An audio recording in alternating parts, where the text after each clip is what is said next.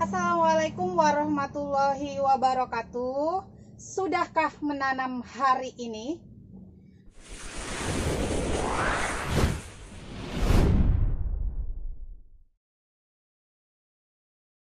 Nah, teman-teman, hari ini saya mau kasih informasi seputar keladi ya. Teman-teman, daripada kita fokus sama harga begonia, kita bisa lebih fokus lagi ke jenis-jenis tanaman yang lain. Nah, contohnya untuk teman-teman yang masih pemula bisa juga main keladi.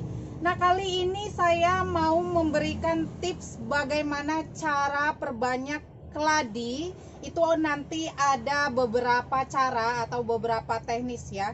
Jadi saya di sini pakainya ada beberapa teknis, beberapa cara perbanyak selain dari cacah ya. Jadi cara perbanyak keladi itu banyak jenisnya atau banyak caranya. Nah, sebelum kita lanjut ke bagaimana cara perbanyaknya, nah saya mau kasih penjelasan terlebih dahulu buat teman-teman terkhusus yang masih pemula ya, kita belajar sama-sama.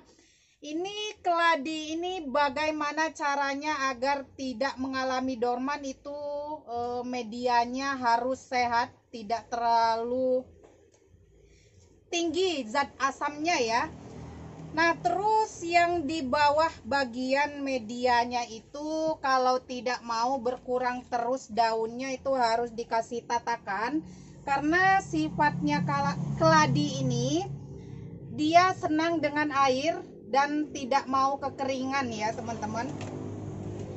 Ini kenapa saya mau buat teknis perbanyaknya, karena ini sebagian keladi saya pada rusak daunnya ya. Kemarin saya juga cek umbinya udah lumayan besar-besar. Jadi langsung aja kali ini saya mau perbanyak dan saya mau berbagi tipsnya. Yang pertama, kalau misalkan keladi teman-teman semua ada yang dorman. Dorman itu adalah proses dimana daunnya pada rontok semua ya teman-teman, pada rontok semua dan menyisakan bonggol, itu dorman. Biasanya dorman itu pembesaran umbi ya, pembesaran umbi, bisa juga karena tidak tepatnya media tanam. Yang pertama saya mau tunjukin bagaimana caranya perbanyak keladi dengan cara umbi utuh ya, umbi utuh. Nah, kalau untuk yang umbi utuh itu teman-teman bisa seperti ini ya teman-teman.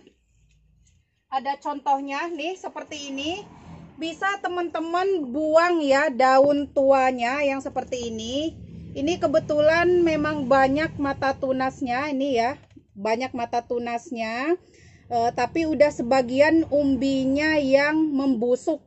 Jadi ini nanti dibuang, nanti jadinya akan seperti ini ya teman-teman. Jadinya seperti ini. Ini saya menggunakan sphagnum moss atau lumut hidup. Nah, seperti ini. Ini akarnya sudah bagus ya teman-teman, dan mata-mata tunasnya sudah mulai bermunculan. Nih seperti ini. Nah, setelah sudah bermunculan seperti ini dibiarin ya teman-teman, nanti hasilnya akan seperti ini. Nih, hasilnya akan seperti ini, dia rimbun ya teman-teman. Ini ada beberapa yang bonggol utuh ya. Teknis perbanyak bonggol utuh. Terus ini juga ada yang jenis ini bonggol utuh atau talasnya ya, talas umbinya utuh. Ini juga yang umbinya utuh. Nah, nanti teknis yang seperti ini ketika sudah banyak tunas-tunas baru seperti ini yang seperti ini tadi ya, baru kita pisah-pisahkan atau kita potong-potong. Ini namanya sistem split ya, atau pisah tunas dari umbi. Atau bisa juga cara yang kedua dengan cara belah umbi ya teman-teman. Belah umbi seperti ini, talasnya dibagi dua ya teman-teman. Nanti hasilnya sama seperti ini. Nah, ini tadinya umbi atau talasnya saya bagi dua, potong dua saja. Jadi bagian atasnya yang ini, bagian bawahnya yang ini. Bagian bawahnya yang ini. Jadi sama-sama ya. Jadi sama-sama tumbuhnya banyak. Bagian talas bawahnya dan bagian atasnya. Nah, ketika sudah seperti ini juga baru bisa kita split atau baru kita pisah-pisah anakannya ya. Atau yang ketiga bisa juga dengan cara yang seperti ini. Ini memang nggak pernah dipotong ya. Ini sehat, dalam keadaan sehat. Anakannya bisa kita pisah ya. Ini saya bongkar ya teman-teman.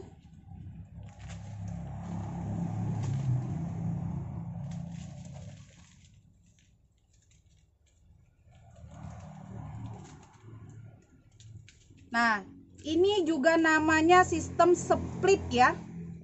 Nih, ini kita pisah anakannya seperti ini. Jadi tanpa potong umbi atau potong talasnya. Nah, ini pisah anakan seperti ini. Lalu kalau yang keempat, caranya adalah dengan sistem cacah ya. Kalau cacah itu potong-potong tanpa tunas ya. Nah, contohnya tadi yang seperti ini. Nanti kita akan belah-belah sesuai mata tunasnya. Nah, ada beberapa jenis keladi yang memang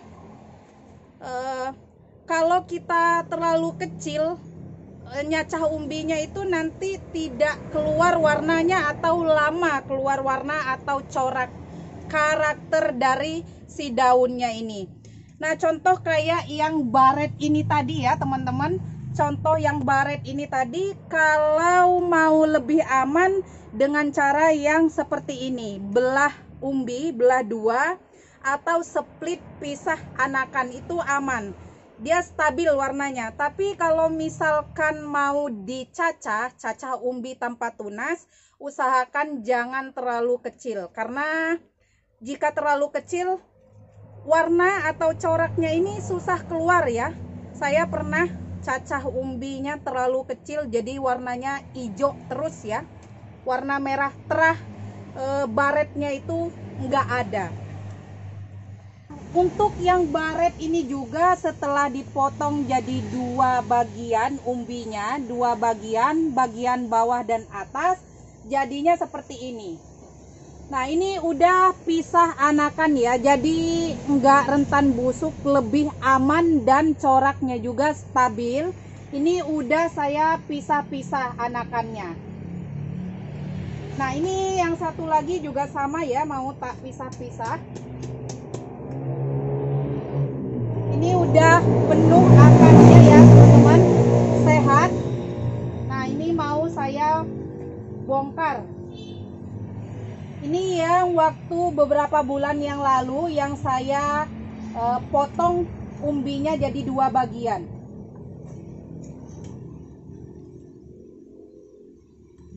Nah, bisa dengan seperti ini ya teman-teman. Nah, seperti ini. Jadi nanti kita cuci bersih, kita kasih anti jamur atau fungisida. Nanti baru kita tanam ya di pot yang baru dan media yang baru.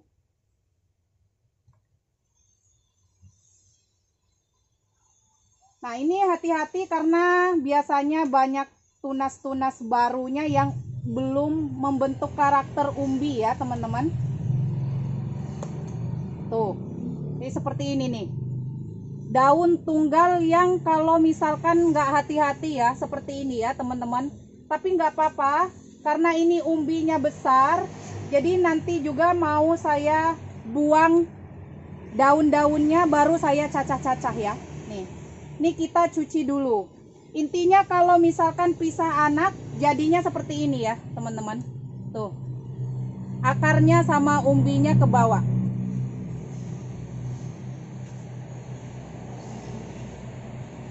Nah, Nah, jadi untuk yang teknis itu tadi ada beberapa ya, bisa dengan umbi utuh, bisa dengan bagi dua umbinya, bisa dengan pisah anakan, bisa juga dengan cacah.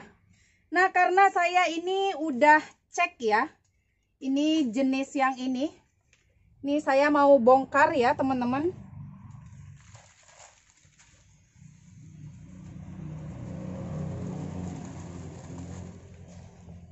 Nah, bisa teman-teman lihat karena talas atau umbinya ini besar-besar ya. Jadi ini mau saya perbanyak dengan cara cacah. Nah, nanti untuk pencacahannya ini terlebih dahulu kita cuci sampai bersih ya, teman-teman, cuci sampai bersih.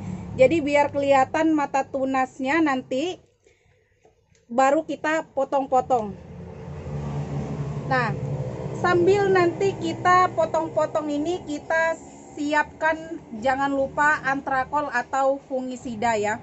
Fungisida atau antrakol itu sifatnya adalah untuk anti busuk atau anti jamur. Jadi nanti si umbinya ini bisa kita rendam dulu di antrakol jadi biar nggak gampang busuk atau lonyot ya teman-teman. Nah, ini saya mau cuci dulu ya, cuci bersih. Saya mau bongkar semua karena ini mau saya cacah umbi ya. Cacah umbinya biar jadi banyak. Jangan lupa nanti di setiap jenis dikasih tanda jenis-jenisnya, karena memang untuk keladi ini sendiri kalau masih anakan atau masih kecil itu coraknya hampir mirip-mirip. Jadi biar bisa membedakan, nanti ketika teman-teman berminat bisa jelas ID-nya ya. Nah, ini mau saya bongkar dulu, mau saya cuci bersih, baru nanti teknis pencacahannya saya lihatkan sama teman-teman semua. Oke teman-teman, ini udah saya bersihkan atau sudah saya cuci. Ini tadi yang pisah-pisah anakannya ya, atau split anakan, ini sudah bersih. Jadi tinggal nunggu kita rendam dengan antrakol atau fungisida. Nah, yang ini yang tadi yang rencananya mau saya cacah-cacah, ini bisa dengan sistem yang seperti ini tadi ya, belah umbi. Ini umbinya bisa ditanam utuh, nunggu tunas-tunasnya tumbuh baru kita split, atau bisa juga dengan sistem cacah. Nah, karena saya pengen cepat jadi banyak, ini saya mau cacah-cacah. Ini udah ada sebagian yang saya cacah-cacah seperti ini ya teman-teman. Nah, ini kalau untuk teman-teman yang masih pemula atau belajaran, untuk nyacahnya itu jangan terlalu kecil ya. Jadi kalau misalkan terlalu kecil biasanya ada yang bisa tumbuh, ada yang enggak, tetap hukum rata-rata ya teman-teman. Kalau saya di sini pakainya yang besar-besar, jadi cacahnya besar-besar yang seperti ini. Nah, untuk teknis penyacahannya juga kita perhatikan terlebih dahulu mata-mata tunasnya seperti ini ya teman-teman. Kita cacahnya selamatkan dulu bagian yang ada mata tunasnya, karena ini yang kemungkinan akan cepat tumbuh. Nah, setelah kita cacah bagian yang ada mata tunasnya seperti ini, baru nah seperti ini ya teman-teman. Nih, seperti ini. Bagian yang bawahnya yang belum ada mata tunasnya boleh dipotong, boleh juga enggak dipotong. Nah, seperti ini ya. Kita ambil bagian-bagian yang udah ada tunasnya yang seperti ini, baru kita potong-potong. Nih, ini sebenarnya meskipun dibiarin seperti ini, nunggu sampai ada anakannya ini bisa, tapi lebih lama nunggunya ya, tidak sama seperti dicacah seperti ini. Nah, kalau dicacah seperti ini dia bisa sekaligus jadi banyak, juga nanti pertumbuhan tunas barunya juga lebih cepat ya, karena dia udah nggak fokus sama suplai makanan ke daunnya ya.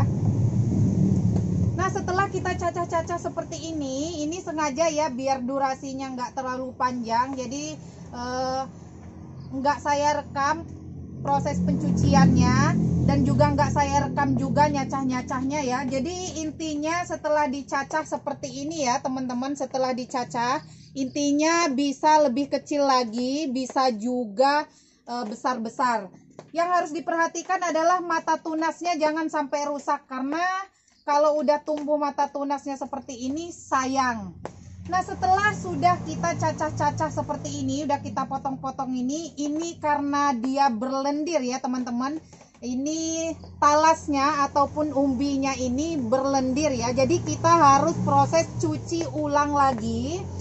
Setelah kita cuci ulang, kita siapkan antrakol. Sebenarnya bisa juga ya teman-teman, kalau misalkan teman-teman nggak punya antrakol, bisa menggunakan abu ya, atau bekas bakaran ya, bekas bakaran bambu, daun bambu itu bisa untuk menghilangkan lendir-lendirnya, karena yang bisa menyebabkan busuk pada keladi itu adalah luka pada bagian umbi keladinya itu sendiri.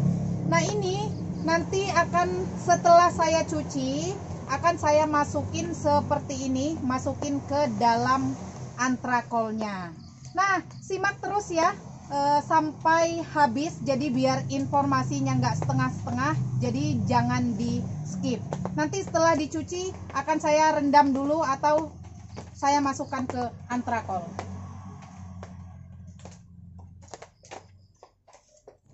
Nah, ini ya teman-teman, ini setelah dicacah terus lendir-lendirnya dicuci, lalu saya rendam dengan antrakol. Sebenarnya bisa pakai abu ya teman-teman, karena kebetulan abunya basah, hujan saya lupa ngambil, jadi saya cari alternatif lain yang biasa antrakol.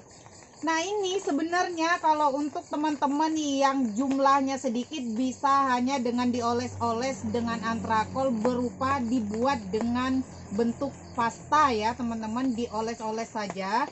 Tapi karena berhubung ini banyak, jadi saya rendam. Setelah rendam kisaran 10 sampai 15 menit, ini saya mau angin-anginkan. Ini biar kering ya teman-teman. Jadi setelah direndam, setelah dioles-oles antrakol seperti ini, jangan langsung tanam ya. Tunggu kering dulu. Nah, ini kenapa saya buat per ID seperti ini. Biasanya kalau masih kecil coraknya belum keluar, jadi biar nggak salah ID kalau teman-teman semua ada yang minat. Jadi bisa langsung tahu ID-nya apa. Nah, ini saya angin-anginkan dulu, lebih baiknya bisa besok ya, besok ketika sudah kering. Semakin kering itu semakin baik. Nah, ini diangin-anginkan, dikipas juga bisa, tanpa dikipas juga bisa. Nah, ini sengaja dibuat seperti ini ya, jadi per ID. Besok nyemainya di next video, nyemainya juga nanti akan saya buatkan tutorialnya, media semainya juga akan saya buatkan. Nanti sekaligus kita belajar bareng-bareng. Nah, media apa saja, atau misalkan teman-teman punya medianya hanya beberapa jenis, nanti bisa pakai alternatif lain. Nah, ini yang untuk yang hanya dicacah ya, atau hanya dipisah, dibelah dua seperti ini juga sudah saya rendam. Nih ya teman-teman, ini juga sudah direndam. Ini juga mau saya angin-anginkan. Nah, seperti ini nanti diangin-anginkan sehingga luka bekas potongannya itu mengering, baru ditanam. Nah, untuk media tanamnya besok di next video akan saya tunjukin, karena untuk media semai cacahan umbinya itu beda dengan yang memang sudah ada tunas atau yang split seperti ini. Ini saya angin-anginkan dulu sampai kering, besok baru akan saya tanam. Nah, ini juga sama. saya pakai tatakan seperti ini ya. Saya kasih koran, jadi biar airnya nggak mengendap. Nah, bisa dilihat ya teman-teman seperti ini.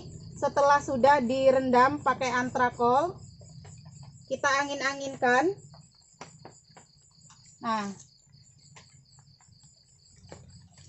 ini pas pencucian atau pencacahan usahakan pakai sarung tangan ya, buat teman-teman yang belum terbiasa main keladi, karena ini gatel.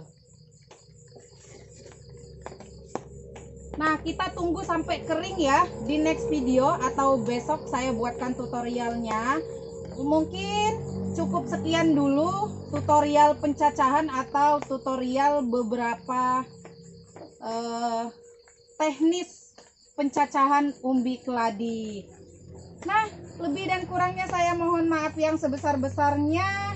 Di sini kita belajar sama-sama, bukan bermaksud untuk mengajarkan.